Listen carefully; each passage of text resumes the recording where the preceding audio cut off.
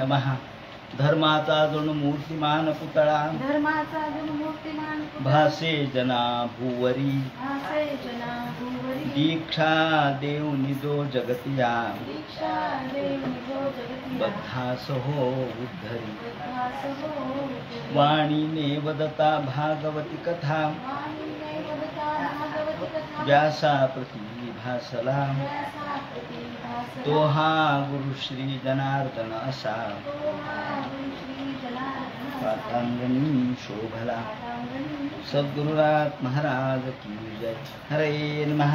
राजोवाच देवासुर नृणां सर्गो नागानां पक्षिणां सामासिकस्त्वया दौतो यस्तु स्वायंभुवेन्तरे। भगवान वेदव्यास वर्णन करून सांगू लागले। शुकाचार्य राजा परीक्षितीला सांगतात आणि सूत शौनकादिकांचा संवाद चाललेला आहे। सूत म्हणतात, हे शौनकादिका हो, जेव्हा राजाने असा प्रश्न विचारला की महाराज, आपण तिसऱ्या स्कंधामध्ये स्वयंभुव मन्वंतरातल्या देवता, असुर, मनुष्य, सर्प, पशु, पक्षी आदी सृष्टी कशी निर्माण झाली हे सांगितलं आणि त्यानंतर तुम्ही पुढे ही सृष्टी दक्षाने कशी निर्माण केली, प्रजापतीने कशी निर्माण केली ते सांगणार होता। तेव्हा चतुर्थ स्कंदामध्ये त्यातला काही भाग आपण सांगितला, पण आता आम्हाला त्या संबंधीची ऐकण्याची इच्छा आहे। हे म्हटल्यानंतर त्यांनी सांगितलं की यदा प्रचेतस पुत्रा दश प्राचीन बर्हिषाः। शुकाचार्य म्हणतात, परीक्षिते, ज्या वेळेला प्राचीन बर्ही राजा याला नारदाने उपदेश केला आणि कर्मापेक्षा ज्ञान कसं श्रेष्ठ हे सांगितलं, त्यातून पुरंजनाची कथा सांगितली आणि यज्ञ याग या कर्मठपणापेक्षा ज्ञानाचं महत्त्व विवरण केलं। त्याचे 10 मुलं होते। हे चतुर्थ स्कंदामध्ये अर्धवट कथा आली आणि उर्वरित कथा षष्ठ स्कंदात सांगता येईल। जसा जसा प्रश्न विचारला तसे तसे उत्तर त्यांनी दिलेले। याप्रमाणे त्यांचे 10 मुलं होते प्रचेतसाचे, प्राचीन बर्हीचे। प्राचीन बर्ही नावाच्या या राजाचे 10 मुलं आणि त्या 10 मुलांचे एकच नाव होतं, प्रचेतस। संपलं। 10 मुलांची एकी अशी होती की 10 मुलांचे नाव एक होते।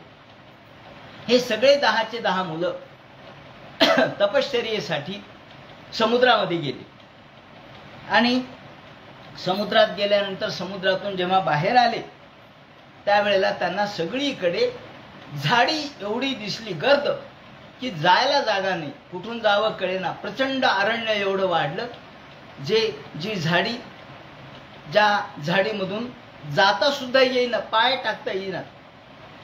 हे प्राचीन बर्हीची मुलं प्रचेतस हे चिडले, त्यांना रागही आला आणि त्यांनी रागाच्या भरामध्ये आपल्या डोळ्यातल्या अग्नीनं झाडं जाळायला सुरुवात केली। त्यातला काही भाग चतुर्थ स्कंदात आलेला आहे। राजोवाच महान सोमो मन्युम प्रशमयन निव। आणि मग तेवढ्यात झाडं जाळायला सुरुवात केली। त्या ठिकाणी धाड धाड धाड धाड झाडं जळू लागले। तेवढ्यात आता ही जी कथा आहे ही आजच्या दृष्टिकोनातून आपण पर्यावरणाचं रक्षण कसं करावं या अंगाने पाहण्यासारखी आहे। आपण आज झाडं लावा, झाडं जगवा म्हणतो, झाडांचं लावणी करा, झाडं वाढवा। का बरं? तर झाडं असतील तर आमचं जीवन आहे, झाडं असेल तर पाऊस पडेल। हे साधक तत्व आपण आता स्वीकारलेलं आहे। त्या काळामध्ये झाडी जेव्हा वाढली तेव्हा या लोकांनी जाळायला सुरुवात केली म्हटल्यावर ब्रह्मदेव स्वतः आले आणि ब्रह्मदेवानी स्वतः या ठिकाणी प्रार्थना केली, विनंती केली म्हणा किंवा आज्ञा दिली। आता ब्रह्मदेवानी का बरं असं केलं? त्याचं कारण ब्रह्मदेवानी सगळी सृष्टी निर्माण केलेली आहे। अहो, मुलामध्ये भांडण झालं तर आजोबा किंवा वडील येतात ना भांडणं सोडवायला। ते म्हणतात, अहो जाऊ द्या, कशाला भांडता, तुमचं काय म्हणणं आहे, यांचं काय म्हणणं आहे। मोठा माणूस जो असतो आजोबा, पणजोबा, तो हे सोडवतो। त्याप्रमाणे ब्रह्मदेव या दृष्टीने आजोबा पणजोबाच आहेत। ते आले आणि त्यांनी सांगितलं, मा द्रुमेभ्यो महाभागा। अरे अरे अरे अरे लोकांनो, अहो असं काय करू लागले तुम्ही झाडं का जाळू लागले? आणि दीने भ्यो, अरे या झाडांनी तुमचं काय वाईट केलंय? ते बिचारे दीन दुबळे झाड आहेत, उगवले, मोठे झाले, वाढले, तुमचं काय खाल्लं त्यांनी? आणि या झाडांना तुम्ही का बरं जाळता? यांनी काय तुमचं वाईट केलं? नाही नाही नाही, थांबा थांबा थांबा थांबा. वनस्पती नौषधीश्च, अहो हे झाडं मोठे चांगले आहेत, त्यातून तुम्हाला अन्न मिळतं, वनस्पती मिळतात, औषधी मिळतात, लोकांना आरोग्य झाडामुळेच प्राप्त होतं. त्यातल्या साल, त्यातलं पान, त्यातले फळं, त्यातले मुळं, हे सगळे औषधी आहेत. कोणत्याही झाडाचं काहीच वाईट नाहीये, सगळं चांगलं आहे, सगळे औषधी आहेत. एकच झाड औषधी आहे बाकी औषधी नाहीत असं नाही. अहो एकही ठिकाण असं नाहीये की जे झाडांच्या बाबतीत आपल्याला उपयुक्त नाही. मग आपण तुम्ही का जाता? प्रजा सर्गा ही कदम वृक्षां निग्ध धुमरहथ, थांबा थांबा थांबा, हे झाडांना जाळू नका, थांबा, असं म्हणून ब्रह्मदेवानी तिथे मध्यस्थी केली. आणि ब्रह्मदेवानी सांगितलं की हे पा, या झाडांच्या नाद न जाळता या झाडांना तुम्ही मदत करा. आणि अलम, थांबा, दग्धैर द्रुमैर दीनही खलानाम शिवमस्तुवाह, थांबा, हे तुमचं जाळणं बंद करा. आणि त्यांच्याजवळ एक कन्या आहे, एक मुलगी आहे, त्या मुलीबरोबर तुम्ही विवाह करा. तुम्ही 10 जण आहेत. आता पहा, म्हणजे पांडवांच्या सुद्धा आधी 10 जणात एक स्त्री यांचं लग्न झालेलं आहे. आपल्याला पांडव आणि द्रौपदीचं वाटतं, पण त्या 5 जणांमध्ये जशी द्रौपदी होती तशी 10 जणांमध्ये बार्क्षी नावाची कन्या होती, वृक्षाने संरक्षित केलेली. ही बार्क्षी कन्या कोण? ते म्हणे, अहो वृक्षाने तिचं संगोपन केलं, पालन पोषण केलं, तिला वाढवलं. ही कोण होती? तर ती एका अप्सरेची, निमलोचा नावाची एक अप्सरा होती. त्या अप्सरेबरोबर एका ऋषीचा संग झाला आणि त्यातून इत्यामंत्र्यवरारोहाम कन्या अप्सरसी नृप, ही एक अप्सरा होती प्रमलोचा नावाची. आणि तिच्या बरोबर एका मुनीचा विवाह झाल्यानंतर त्यांनी तिच्यापासून संतती उत्पन्न केली आणि ती ही कन्या आहे.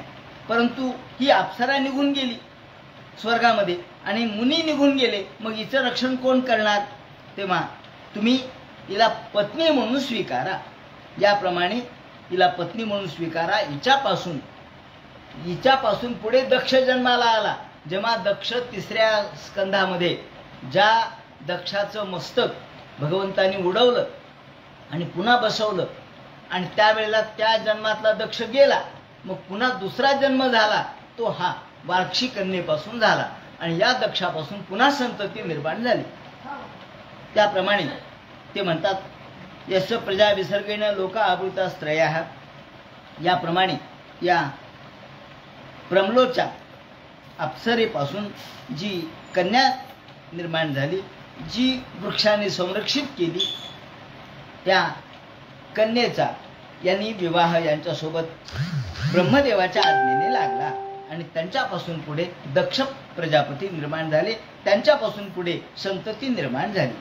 अशा प्रकारे हा कथाभाग या ठिकाणी सांगितला.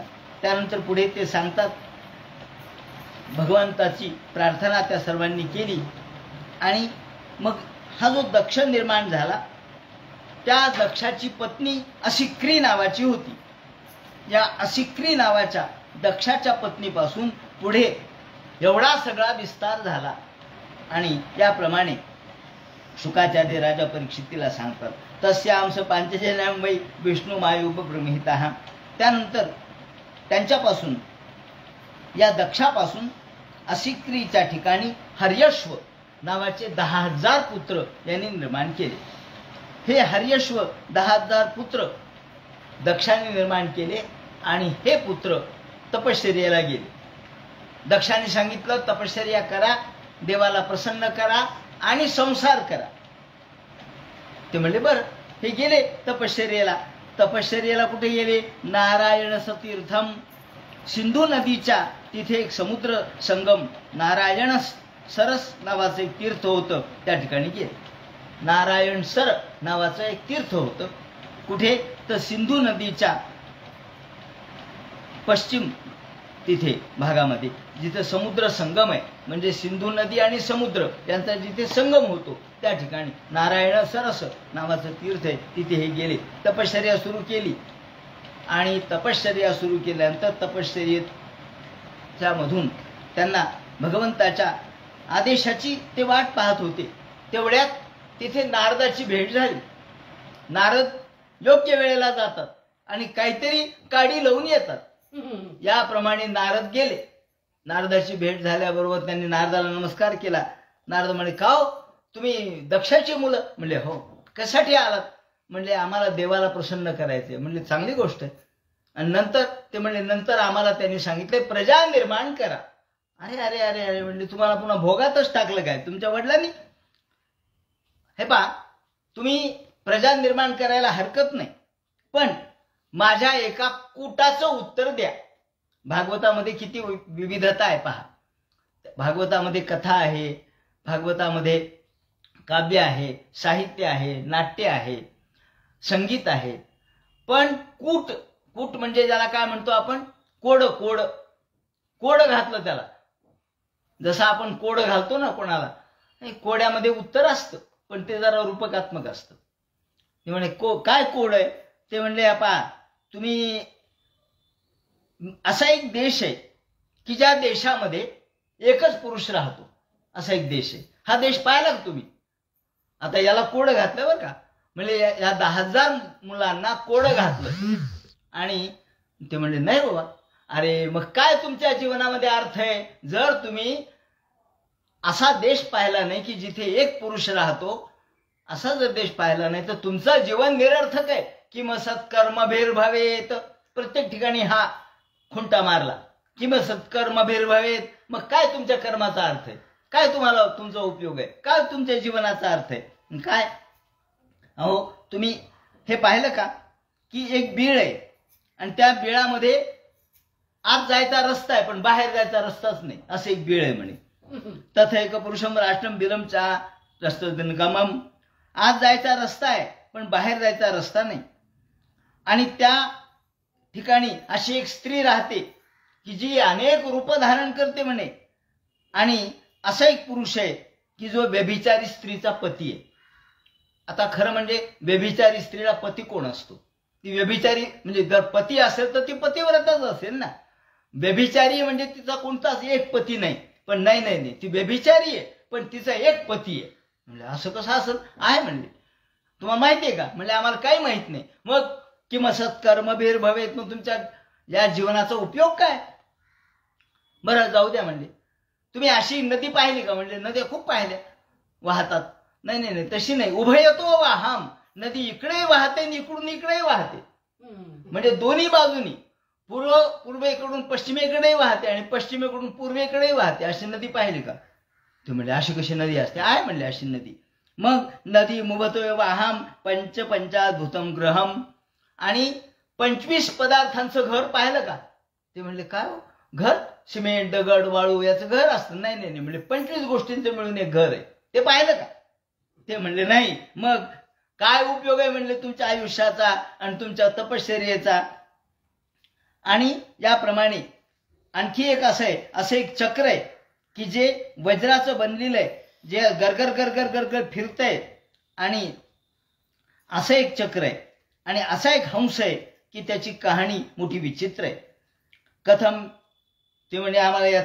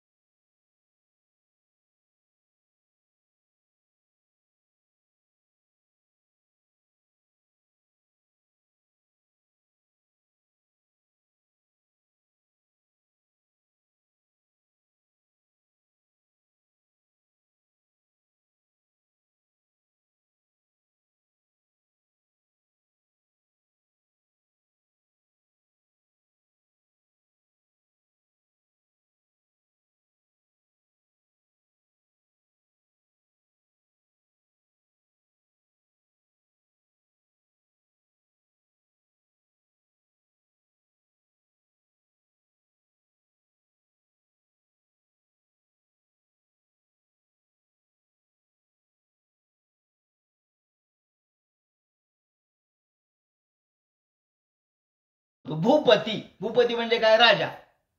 12व्या स्कंदात आलेलं आहे त्याचं वर्णन. भूपती म्हणजे राजा. मग ही जमीन हसते, ती म्हणते अहो भूपती आले आणि गेले पण मी कधी विधवा नाही झाले का? अहो राजे येतात आणि जातात, निर्माण होतात, मला भूपती म्हणतात आणि माझ्यातच मिसळून जातात. तसे ही माया ही बहुरूपिणी आहे. जैसे का रूप तुझे नित्य नूतन देखिजे. शंकर पार्वतीला जेव्हा म्हणतात, पार्वती म्हणते का हो शंकरा तुम्ही एवढे तल्लीन कसे काय झाला, माझ्याकडे सुद्धा पाहत नाहीत आजकाल. ते म्हणतात अरे अगं ही गीता तत्वच असे, या गीतेमध्ये तल्लीन झालं तर माणसाला दुसरं काही आठवत नाही. गीता, गीता म्हणजे गीता ग्रंथ बर का, गीता नावाची स्त्री नव्हे. नाही तुम्ही म्हणाल शंकराच्या जीवनात कोणती गीता नावाची स्त्री आली नाही, तर गीता, गीतेचं तत्वज्ञानच असं आहे. कसं आहे तर ते म्हणतात जैसे का रूप तुझे नित्य नूतन देखिजे. हे गीता तत्व असं आहे, रोज नवय. ही माया अशी आहे, रोज नवीन आहे, रोज बदलतीये, रोज त्याच्यामध्ये बदल होतो. बहुगुण रूप धारण करणारी दैवी हेषा गुणमया मम माया दुरत्यया. कृष्णानेच म्हटलंय की ही माया दुरत्यया, मम माया दुरत्यया. दैवी हेषा गुणमयी, ही गुणमयी माया आहे. आणि प्रपंचाची वळणे, कर्माकर्माची ओभाणे, ही माया नदी कशी आहे, दोन्ही बाजूने वाहते. ही माया नदीच आहे, दोन्ही बाजूनी वाहणारी, इकडूनही वाहते तिकडूनही वाहते. ह्या माया नदीचं वर्णन ज्ञानेश्वरांनी 7व्या अध्यायात केलेलं आहे त्यांच्या ज्ञानेश्वरीच्या. प्रपंचाची वळणे, कर्माकर्माची ओभाणे, वरी तरताती ओसाणे सुख दुःखाचे. त्या ठिकाणी किती मासे आहेत, किती तिमिंगल आहेत, किती मोठमोठे प्राणी आहेत, कसे मोठमोठे प्रवाह येतात, लाटा कशा येतात, माणसाला त्या लाटांमध्ये गटांगळ्या कशा खाव्या लागतात, याचं वर्णन माऊलींनी केलेलं आहे. पूर्ण त्याच्यावर अध्यायाच्या अध्याय खर्च केलेला आहे. असो, याप्रमाणे ही माया या ठिकाणी नदी या रूपाचे. संसार हा अशा प्रकारचा आहे, प्रपंच हा अशा प्रकारचा आहे, तो उभयपणाने वाहणारी माया आहे. ही मायेचा हा सगळा पसार आहे. त्यामुळं यात गत्वा न निवर्तन्ते तद्धाम परमं मम. तेव्हा हे बीळ कोणते म्हणले? बीळ जिथं जायचा रस्ता आहे यायचा रस्ता नाही, ते म्हणजे मोक्ष. यद गत्वा न निवर्तन्ते तद्धाम परमं. जायचा रस्ता आहे, मोक्षाला जायचा, परत यायचा रस्ता नाही. आणि असा मोक्ष जर प्राप्त केला तर पुन्हा जीवाला या ठिकाणी उत्पत्ती नाही. प्रत्येक धामाविद यह. आणि मग ही स्वैरिणी असणारी बुद्धी ही वेगवेगळं रूप धारण करते. नाना रूपात मनोबुद्धी स्वैरिणी मग गुणान्विता. आणि तिचा एकच पती आहे, तो म्हणजे भगवान. आणि म्हणून तत्संग विभ्रंशेत ऐश्वर्य संसारांतम कुभार्यवत. आणि माणसं मात्र संसार करता करता फिरत राहतात, भटकत राहतात. प्रत्येक जण म्हणतो मी हिचा मालक आहे, पण हिचा मालक कोणीच नाही. कारण ही कशी आहे तर उपाधी रूपाने ती सगळं प्रगट करते. शरीराची उपाधी असो, कर्माची उपाधी असो, भौतिक शरीर ती उत्पन्न करते. रतीची या बेटा आदळती कामाची या लाटा. माऊलींनी वर्णन केलंय ही माया नदी कशी आहे तर रतीची या बेटा आदळती कामाची या लाटा. आणि उदया असताचे नि लोंढे पाडित जन्म मृत्यूचे चौंडे. जेथ पाय भौतिक बुडबुडे पांचभौतिक बुडबुडे. पांचभौतिक शरीर हे बुडबुडे आणि होती जगी. याप्रमाणे ही माया भिन्न भिन्न रूप धारण करते. संसारामध्ये आपण गटांगळ्या खातो, त्या मायेमुळेच खातो, विषयाच्या मगरीयत. आणि आपल्याला जीव त्या लाटामध्ये अडकतोय. ती दुहेरी कार्य करते माया. कशी काय? ती उत्पत्ती तीच करते आणि विनाशही तीच करते, म्हणून दोन्ही बाजूने वाहत नाही कधी.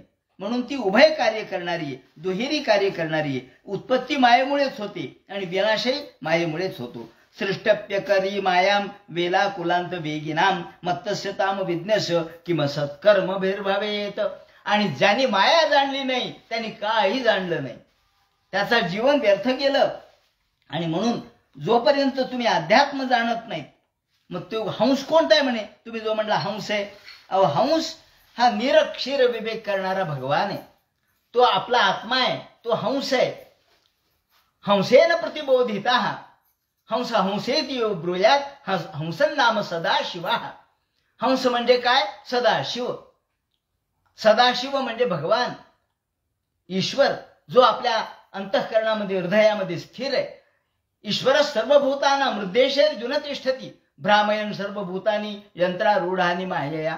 गीतेमध्ये म्हटल्याप्रमाणे आपला सर्वत्र केवळ मायेमुळे आपण भ्रमित राहतो, पण खरं प्रत्येकाच्या मनामध्ये हृदयस्थ असलेला नारायण जो आहे तो आपण जाणत नाही. हृदयस्थ झाला नारायण प्रेरणा केली. ही प्रेरणा नारायणाची आहे. ती नारायण रूपी हंस जो निरक्षीर विवेक करणार आहे. निरक्षीर विवेक म्हणजे चांगलं आणि वाईट. संसार हा असार आहे, तो बाजूला सोडा. असारे संसारे क्षणिक सुख सारंग नयना बिसारे कंसारे सतत मग सारे गतवया. याप्रमाणे हा असार असलेला संसार बाजूला निस्सारित करा, बाजूला करा. व्यर्थ संसार बाजूला करा आणि परमार्थाच्या नादी लागा, असं म्हणणारा हंस आहे. त्यामुळं तुम्ही जे म्हणालात ना, कथम स्वपिरा देश विद्वांस विपश्चिता कथम विद्वांस चित्रकथम. चित्रकथ म्हणजे हंस. क्षौरपव्यम स्वयंभ्रमीम. हा हंस कोण आहे? ते म्हणतात हा हंस म्हणजे आपला आत्मा आहे. तुम्ही आत्म्याला जाणत नाहीत म्हणजे हंसाला जाणत नाहीत. तो खऱ्या अर्थाने आपल्या अंतरंगामध्ये आहे. ऐश्वरम शास्त्रम उत्सर्ज बंध मोक्षानुदर्शनम. आणि तोच बंध आणि मोक्ष याचं दर्शन घडवणार आहे. ते म्हणे चक्र कोणतं आहे? ते तुम्ही जे म्हणाला सुदर्शन चक्र आहे, गरगर गरगर फिरते. अहो काल रूपी चक्र आहे. काळ गरगर गरगर फिरतोय. कालचा दिवस आज येत नाही आणि आजचा उद्या येणार नाही. आपल्याला वाटतं नाही कालचा सारखा. अहो कालचा दिवस आज नाहीये, तो गेला, तो परत येणार नाही. कालरूपी चक्रामध्ये आपण जे अडकलोय त्या चक्रामध्ये त्यातून सुटका नाही. म्हणून विविक्त पदमज्ञाय किंवा सत्कर्मभिर्भवेत. जोपर्यंत अध्यात्मरूपी शास्त्राचं तुम्ही आलोडन करणार नाहीत, बहिर्मुख फक्त होताल, अंतर्मुख झाल्याशिवाय आपल्याला ज्ञान कळत नसतं. पाणी मो मीन प्यासी. एका औरंगाबादची कवी आहेत, त्या कवीनं हिंदी रचना केलेली आहे. त्या हिंदी रचनेमध्ये ते म्हणतात, मानपुरी बाबा नावाचे कवी होऊन गेले. त्या मानपुरी बाबा नावाच्या कवीने लिहिलंय, पाणी मो मीन प्यासी ढूंढत फिरे उदासी. एवढं पाणी आहे पण पाण्यामध्ये मासा तहानलेला आहे म्हणले. का बरं? पाणी आहे मग त्याला पिता येत नाही का? नाही म्हणले, त्याला उलट झाल्याशिवाय पाणी पिता येत नसतं.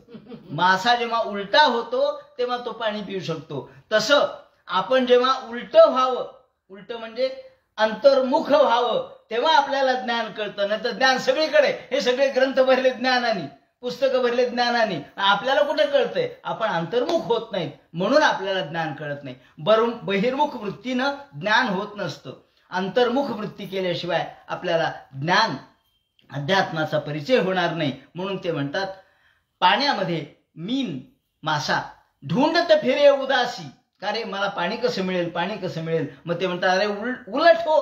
आणि म्हणून संतांनी काय लिहिलं? उलटवासिया. उलटवासिया म्हणजे गूढ, जे कूट अभंग लिहिलेत ना. कोणते कूट अभंग? या असं गाव आहे म्हणजे काट्याच्या आणीवर बसली 3 गावे, 2 गेले एक बसेची ना. हे काय? हे कूट आहे. मुंगी झाली, मुंगी व्याली घार झाली, देखोनी मुक्ताई हसली. हे काय? मुंगी कुठं घार होते का? पण नाही, मुक्ताबाईंनी लिहिले ना मुंगी. ही मुंगी सुद्धा कशी? तर ती घार रूपाने आकाशात जाऊ शकते, ती गगनमार्गी होऊ शकते. मुंगी उडाली आकाशी, तिने गिळले हो सूर्याशी. हे कसं काय? हे उलटवासी, याला उलटवासिया म्हणतात. हे जे उलटवासी आहेत संतांनी लिहिल्या, त्याचं कारण त्यांच्यामध्ये अंतर्मुख ही भूमिका झाल्याशिवाय याचे अर्थ कळत नाही. अशा पद्धतीने कालचक्र भ्रमस्तीक्षण सर्व निष्कर्षयन जगत. संपूर्ण या जगाला आकर्षून घेणारं जर कोणतं चक्र असेल भगवंताचं, ते कालरूपी चक्र आहे. सर्व निष्कर्षयन जगत. या सगळ्या जगाला आपल्या ताब्यामध्ये या काळाने ठेवलेलं आहे आणि हा काळ भगवंताच्या हातात आहे. सगळ्या काळाने जगाला आपल्या ताब्यात ठेवलंय आणि तो काळ भगवंताच्या हातात आहे. किंबहुना भगवंत रूपच आहे. कालो परमो महान, किंवा या काळालाच आपण परमेश्वर म्हणतो. कालाय तस्मै नमः म्हणतो. का तर काल हाच ईश्वर आहे. सकाल पंचविंशकाः. त्याप्रमाणे शास्त्रस्थ पितृआदेशम यो न. आणि मग हे चर्चा एवढी केली म्हणजे मग आता ते म्हणजे काही नाही, तुमच्या वडिलांचा आदेश काय होता? संतती निर्माण करा. पण काय उपयोग आहे का तुम्हाला?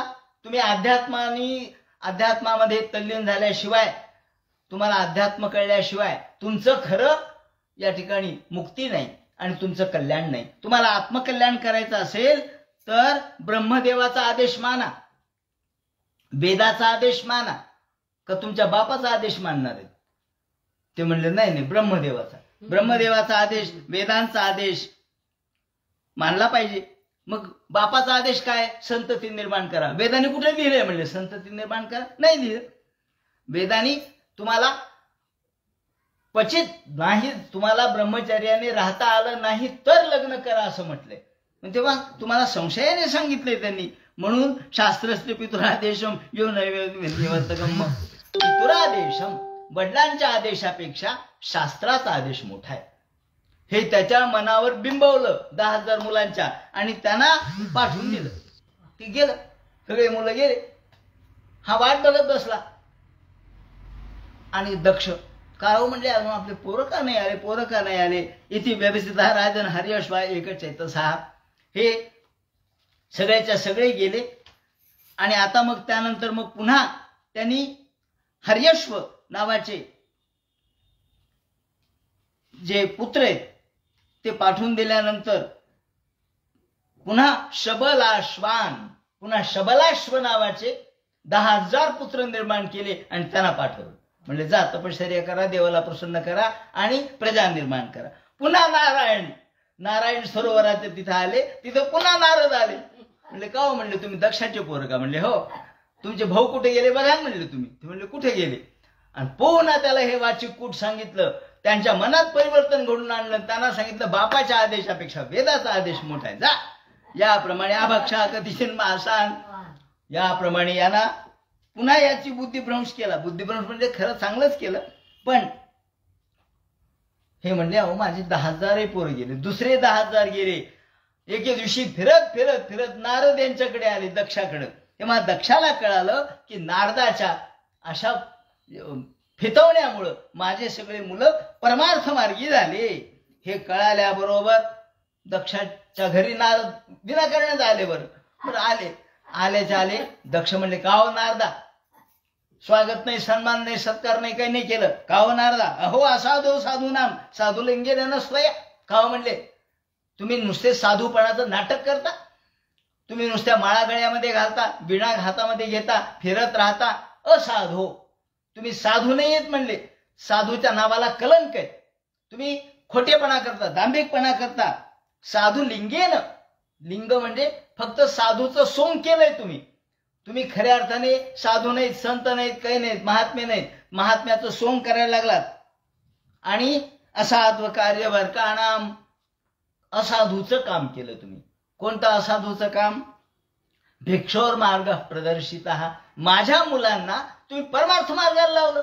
माझ्या मुलांना तुम्ही या परमार्थाच्या केवळ प्रजा निर्माण करायच्या ऐवजी त्यांना भिक्षो मार्ग प्रदर्शित, भिक्षू मार्गाला लावलं किंवा संन्यास मार्गाला लावलं. संन्यास हा योग्य मार्ग आहे का? हा, संन्यास घ्यावा, पण कधी? आधीच संन्यास घ्यायचा का? आणि नंतर मन बदलल्यावर, इच्छा मनात निर्माण झाल्यावर पुन्हा परत येता येतं का? नाही. मग तुम्ही चूक केली. तुम्ही क्रम पद्धतीने आधी ब्रह्मचर्य आश्रम, मग गृहस्थाश्रम, वानप्रस्थाश्रम, संन्यासाश्रम, हा क्रम आहे म्हणले. त्या क्रमाला सोडून तुम्ही त्यांना मी पाठवलं तपश्चर्याला, तुम्ही पाठवलं संन्यास मार्गाला. तुम्हाला माहितीये का नारदा? दक्ष सांगायला लागले माणसावर 3 ऋण असतात. जो जन्माला येतो ना तो 3 ऋण घेऊन जन्माला येतो. ऋण आपल्याला वाटतं फक्त पैशाचं, तसं नसतं. आपल्याला 3 ऋण आहेत. कोणते? एक ऋषी ऋण आहे, दुसरं देव ऋण आहे, आणि तिसरं पितृ ऋण आहे. ऋषी ऋण कधी फिटतं? जेव्हा आपण ज्ञान संपादन करतो तेव्हा ऋषी ऋण फिटतं. ब्रह्मचर्य संपादन करून आपण जेव्हा ज्ञान संपादन करतो, शास्त्र संपादन करतो, तेव्हा ऋषीचं ऋण फिटतं. नंतर यज्ञ वगैरे करतो तेव्हा देवऋण फिटतं. आणि पुत्रोत्पत्ती होते तेव्हा पितृऋण फिटतं. नाही तर पित्यांना गती कशी मिळेल? सगळे जर संन्यासी झाले तर पित्यांना पुत्रांनी गती दिली पाहिजे ना. मग पितृऋण फिटेल का? नाही. मग तुम्हाला हे कळत नाही का?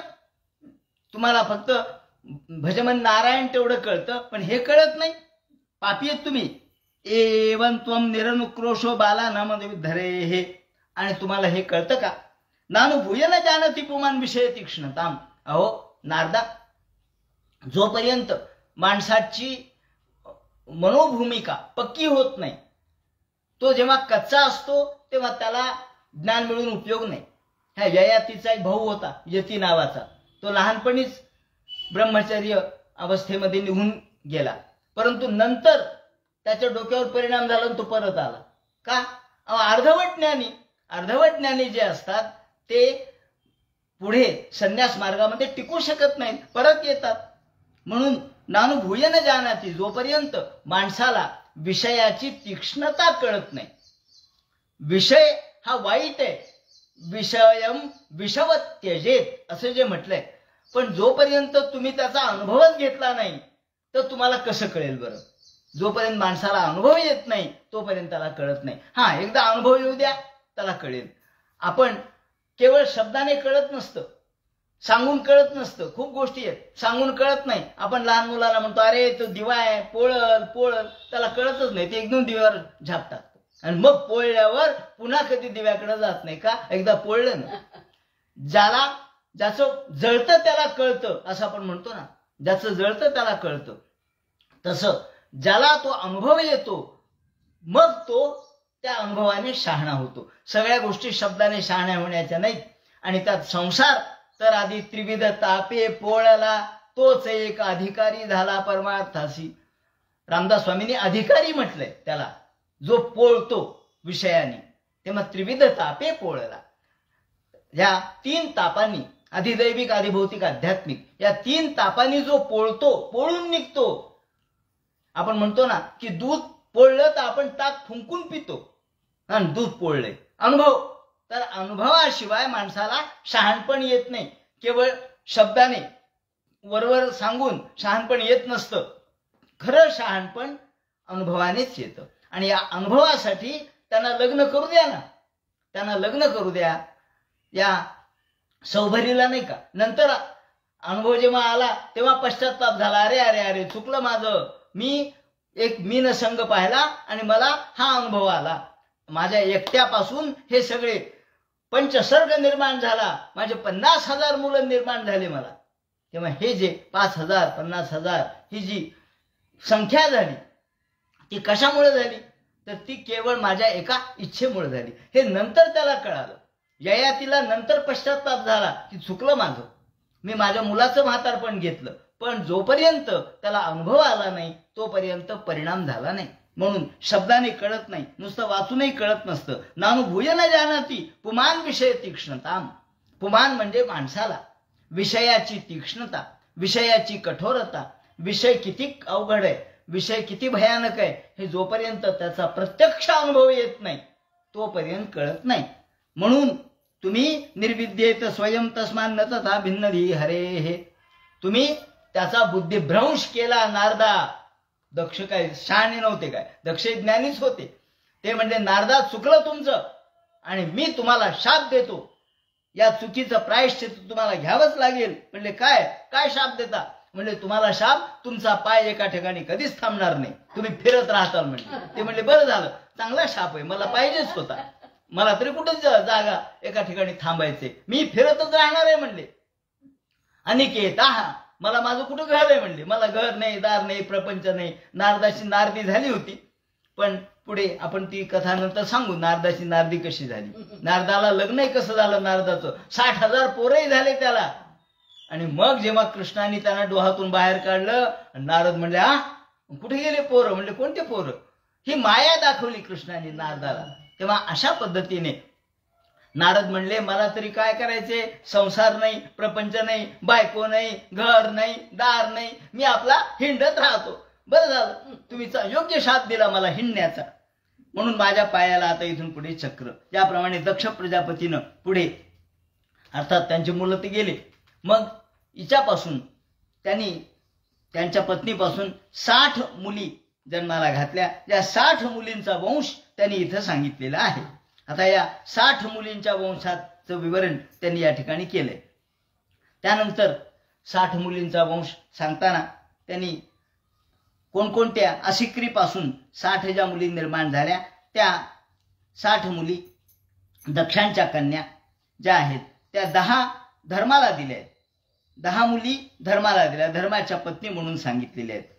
त्यानंतर पुढे त्यातल्या मुली त्यांनी दक्ष प्रजापतीने आपल्या साध्यगणांना मुली दिल्या, विश्वदेवाला दिल्या, त्याप्रमाणे ऋषभदेवाला इंद्रसेन यांना दिल्या.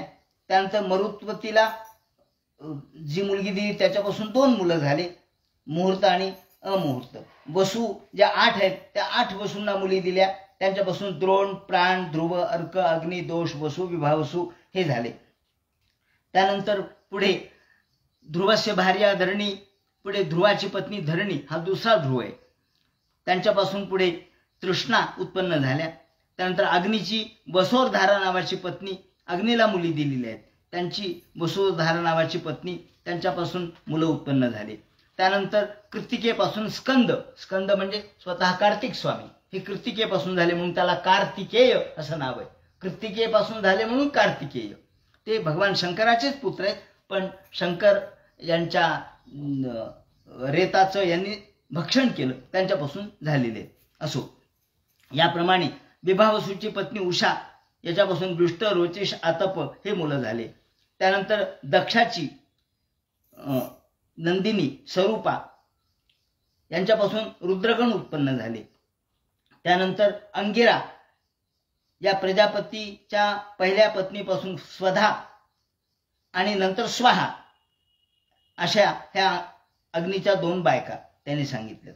त्यानंतर पुढे वनिता आणि कद्रू, पतंगी आणि यामिनी यांच्यापासून पुत्र उत्पन्न झाले. दिनितेपासून प्रत्यक्ष हा गरुड उत्पन्न झाला म्हणून त्याला वैनतेय म्हणतात, आणि कद्रूपासून नाग उत्पन्न झाले.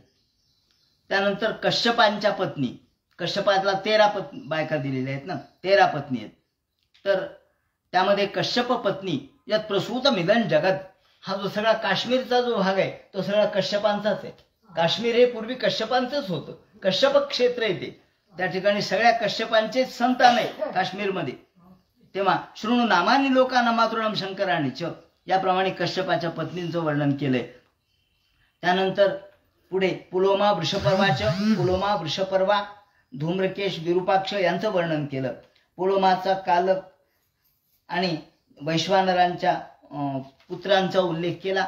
आणि मग कश्यपो ब्रह्मचोदिता हा निवात कवच वगैरे निर्माण झाल्याचा उल्लेख केलेला आहे. त्यानंतर आदितीची वंश परंपरा सांगितली. आदितीपासून प्रत्यक्षात नारायणाने वामन रूप अवतार धारण केला. त्यानंतर आदितीच्या पासून विवस्वान, अर्यमा, पूषा, त्वष्टा, सविता, भग, धाता, विधाता, वरुण, मित्र, इंद्र आणि त्रिविक्रम म्हणजे वामन हे उत्पन्न झालेले आहेत. अशा पद्धतीने आदितीचे पुत्र म्हणून देव म्हणून त्याला आदित्य म्हणतो आपण. हे 12 आदित्य हिच्यापासूनच झालेले आहेत. त्यानंतर अशा पद्धतीने या म्हणजे जो शिवाच्या रागाने जो दक्ष ठार झाला नंतर त्या दक्षाच्या दुसऱ्या युगामध्ये त्याने हा दक्ष रूपाने अवतार धारण केला आणि त्यांच्यापासून ही सगळी संतती झाली. त्यानंतर राजाने प्रश्न उपस्थित केला, महाराज कसे हेतु परित्यक्त आचार्यनात्मा सुराहा एतदा चक्ष्व भगवान शिष्याणाम क्रमं गुरौ. महाराज आम्हाला सांगा की आचार्याने म्हणजे स्वतः इंद्र याचा जो गुरु आहे बृहस्पती यांनी इंद्राला का सोडलं, देवतांचा त्याग का केला आणि देवतांचा त्याग करून हे बृहस्पती निघून का गेले, गुरुदेवांचा कोणता अपराध इंद्राने केला होता हे आम्हाला सांगा. असं म्हटल्यानंतर शुकाचार्य म्हणतात, परीक्षित एकदा असं झालं की इंद्र हा अत्यंत स्वतःच्या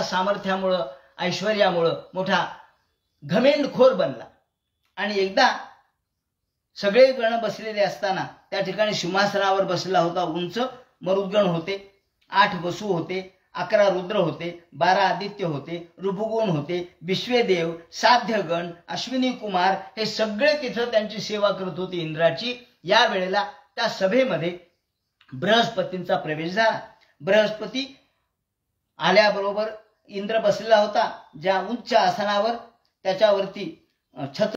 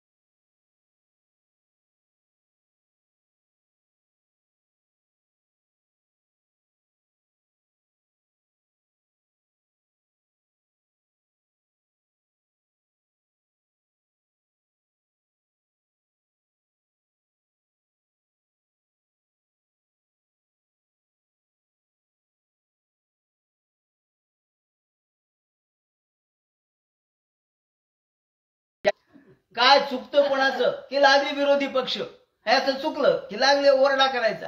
सगळे राक्षस म्हणले अहो काय, म्हणले काय झालं, बृहस्पती निघून गेले. बृहस्पती निघून गेले मग यांचं छत्रच गेलं, म्हणले यांचं सामर्थ्य गेलं, यांच्या मागचा पाठिंबा गेला. पाठिंबा गेला की चला म्हणले यांच्यावर हल्ला करा. आणि जे यांनी हल्ला करायला सुरुवात केली, बलीच होता प्रमुख, याने हल्ला केला. आणि हल्ला केल्यानंतर सगळे देव मात्र पळून गेले, कारण कोणाचंच काही चाललं नाही. शेवटी शुकाचार्य म्हणतात, परीक्षिते सगळे देव देशोधडीला लागले. कुणी अरण्यात लपले, कुणी डोंगरात गेले, कुणी एखाद्या गिरिकुंभारामध्ये लपले. इंद्र लपून बसला आणि मग मात्र धुळधाण झाली. या इंद्राचं इंद्रपद राक्षसांनी घेतलं आणि सगळे लोक परेशान, सगळे देव परेशान झाले. सगळे देव शेवटी ब्रह्मदेवाला शरण गेले. ब्रह्मदेवा म्हणले काय, म्हणले अहो आमच्याकडून गुरुचा अपमान झाला आणि त्यामुळं आम्ही देशोधडीला लागलो, काय उपाय आहे सांगा. ते म्हणले थांबा मी आता विचारतो काय उपाय आहे ते. सध्या तुम्ही एक काम करा म्हणले, तुम्ही सगळ्या देवांना यांनी उपाय असा सांगितला की तुम्ही जे विश्वरूप आहेत त्या विश्वरूपाला तुम्ही तुमचा गुरु नेमा, त्यांच्याकडे जा, प्रार्थना करा. आता विश्वरूप हे यांचे मामाच होते, खरं म्हणजे सगळे देव त्यांचे भाचेच होते. हे गेले विश्वरूपाकडं आणि विश्वरूपाला प्रार्थना केली की हे विश्वरूपा आपण मोठे आहात आणि तुम्हाला काय म्हणले, तुम्ही ब्राह्मण आहेत, तुम्हाला देव सारखे आहेत आणि दानवही सारखेच आहेत, आम्ही तुमचे भाचेच आहेत, तेव्हा तुम्हाला आमच्याबद्दल काही वाईट वाटण्याचं कारण नाही. आम्ही तुम्हाला हात जोडतो, विनंती करतो, तुम्ही आमचं पौरोहित्य स्वीकारा. असं म्हणून पौरोहित्य स्वीकारायला लावलं. हा त्वष्टाचा पुत्र होता. त्वष्टा हा जो देव आहे, त्वष्टा, या देवाला, या देवाची जी बायको आहे ती राक्षसाकडली होती. ह्या त्वष्टेची ती बायको राक्षसाकडली होती, तिचं नाव रचना होतं. ती रचना या त्वष्टेची पत्नी ती राक्षसाची होती. आणि हा त्वष्टा देव म्हणजे तो देवाचा इंजिनियर, त्वष्टा म्हणजे इंजिनियर, तो देवाचा इंजिनियर, याचा हा मुलगा, असा हा विश्वरूप. आणि मग सगळ्या देवांनी प्रार्थना केली, अकिंचनानामि धनम, महाराज आपल्याला नमस्कार असो, आपण आमचं पौरोहित्य स्वीकारा. असं म्हणलं तर ते म्हणे काही हरकत नाही, तुमचं पौरोहित्य तर तुम्हाला तुमचा गुरु मी, आजपासून मी तुमचा गुरु. असं म्हणून विश्वरूपाने मोठ्या आनंदाने त्यांचं पौरोहित्य स्वीकारलं. आणि पौरोहित्यम व्रतश्चक्रे परमेण समाधीना, आणि नंतर त्याला नारायण कवचाचा उपदेश केला. या त्वष्ट्याच्या मुलांनी विश्वरूपानी नारायण कवचाचा उपदेश केला. हे नारायण कवच मोठं श्रेष्ठ मानलं जातं भागवतामध्ये. मंत्रमय अशा प्रकारचं हे कवच आहे आणि त्या कवचाच्या द्वारे संपूर्ण शरीर मंत्रमय, भगवंतानी माझं सगळीकडे रक्षण करावं म्हणून वर्णन केलेलं आहे. त्याप्रमाणे संपूर्ण शरीराला, त्याचप्रमाणे वर खाली बाजूला पाण्यात अग्नीपासून हे सगळे देवाने माझं कसं रक्षण करावं याचं विवरण या ठिकाणी केलेलं आहे. आणि मग असा जो हे कवच धारण करतो त्याला कुठेही त्रास होत नाही, तो कुठेही फसत नाही, त्याचा पराजय कधी होत नाही. अहो एकदा त्यांनी वर्णन केलंय की हे कवच पूर्वी असंच या त्वष्ट्यानी जे आत्मसात केलं ते जे कवच यांनी इंद्राणी यांच्याकडून घेतलं ते कवच वैष्णवी विद्या रूपाने आहे. आणि याला वैष्णवी विद्या म्हणतात. ते म्हणतात पूर्वी एका कौशिक गोत्री ब्राह्मणाने हे धारण केलेलं होतं योगधारणाने. आणि पुढे त्यांनी मरुभूमी म्हणजे राजस्थान, मरुभूमी म्हणजे राजस्थानमध्ये आपला देह टाकला त्या ब्राह्मणाने, कौशिक गोत्राच्या ब्राह्मणाने. आणि त्यावेळेला त्या ब्राह्मणांनी जो हे धारण केलेलं होतं आणि त्याचा देह पडला, त्याचं कुणीच कार्य केलं नाही, और्ध्वदेही काम कर्म कुणी केलं नाही, कारण कुणीच नव्हतं त्याला, त्यामुळे त्याचा देह तसाच पडला. मग पण त्या देहावरती नारायण कवचाचं सामर्थ्य असल्यामुळं त्या देहामध्ये नारायण कवचाचं सामर्थ्य, त्याचे दिव्यत्व होतं. आणि त्या ब्राह्मणाचं शरीर तिथं पडलं. वरतून एकदा चित्ररथ गंधर्व चाललेला होता, तो विमानासह खाली पडला म्हणे. मग लोकांनी त्यांना सांगितलं की अहो या वालखिल्य मुनी आले, त्यांनी सांगितलं अहो वालखिल्ल्यानी की याचं नारायण कवचाच्या उपदेशामुळे याचं शरीर तसंच पडलं, याचं पुढे और्ध्वदेही कृत्य झालं नाही, ते करा म्हणजे तू मुक्त होशील. म्हणून मग त्याचं और्ध्वदेही कृत्य केलं. त्या ब्राह्मणाच्या सगळे हाडं पूर्ववाहिनी नदीमध्ये टाकले, सरस्वती नदीमध्ये, आणि मग याचं विमानवरती उडालं. तेव्हा कौशिकाने ही विद्या योग सामर्थ्याने प्राप्त केलेली होती. चित्ररथ गंधर्वातून विमानातून जाताना तो पडला आणि वालखिल्ल्या ऋषीने सांगितल्याप्रमाणे त्यांनी असं हे याचं वैशिष्ट्य आहे. त्यामुळं पुढे त्यांनी सांगितलं की असं हे नारायण कवच या भागवतामध्ये, म्हणून मंत्रमय अशा प्रकारच्या या कवचाचं वर्णन केलेलं असतं. अशा पद्धतीने हा त्वष्टा याचा पिता होता आणि 12 आदित्यापैकी एक होता. रचना या त्वष्ट्याची पत्नी होती, ती राक्षसाकडली होती. त्यामुळं पुढे यांनी एक यज्ञ केला आणि यज्ञ करता करता हा एक आहुती देवाला द्यायचा, पण मनातून ती राक्षसाला द्यायचा. कारण आई कडला ना, म्हणजे माझी आई राक्षसाकडली, म्हणून त्याला वाटायचं माझ्या ते आपले भाऊच आहेत, म्हणून जवळचे राक्षस पडले ना, दूरचा पडला हा, कारण वडील देवाकडले आणि आई राक्षसाकडली असं झालं ते.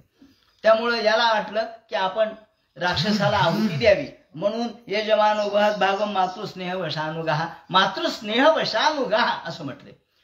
आईच्या प्रेमाच्या आग्रहाखातर यांनी राक्षसांना आहुती द्यायला मनातून सुरुवात केली. म्हणजे वरतून म्हणायचं इंद्राय स्वाहा आणि हळूच म्हणायचं बलये स्वाहा बलिरा म्हणायचं. म्हणजे आतून मनातून तिकडं तनु तिकडे मन वपू इकडे मन तिकडे म्हटल्याप्रमाणे मन राक्षसाकडं, देह फक्त हिच्याकडे याच्याकडे. हे म्हणजे इंद्र म्हणलं का हो, म्हणजे आपल्या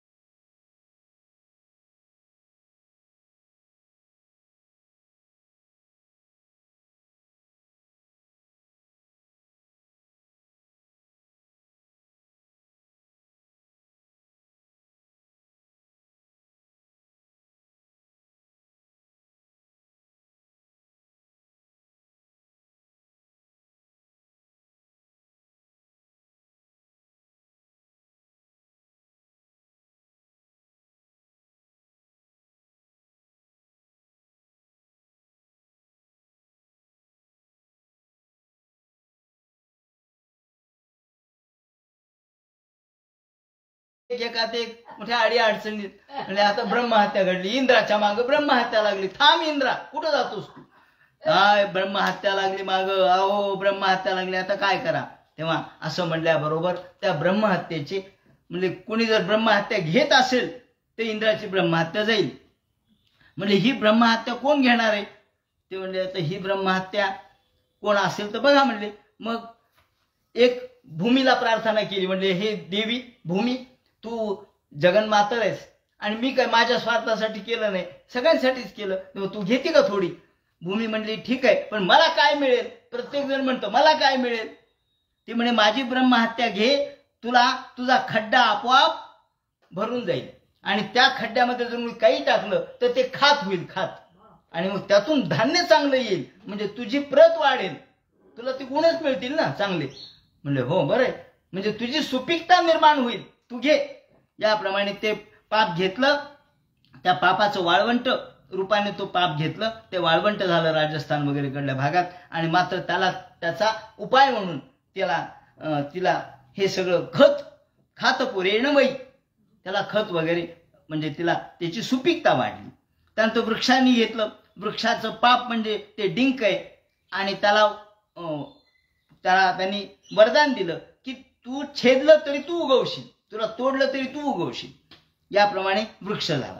नंतर पाण्याला बोलावलं, पाणी आलं, म्हणले मला काय मिळेल? म्हणले तुझी पावसाळ्यामध्ये वाढ होईल, आणि पावसाळ्यातून जे पहिलं पाणी म्हणून आपण आडाचं विहिरीचं पहिलं पाणी असं बाजूला करतो, निस्सारित करतो, ते पाप असतं, ते बाजूला करतो, तो फेस असतो, बुडबुडा बाजूला होतो, आणि मग आतलं पाणी चांगलं.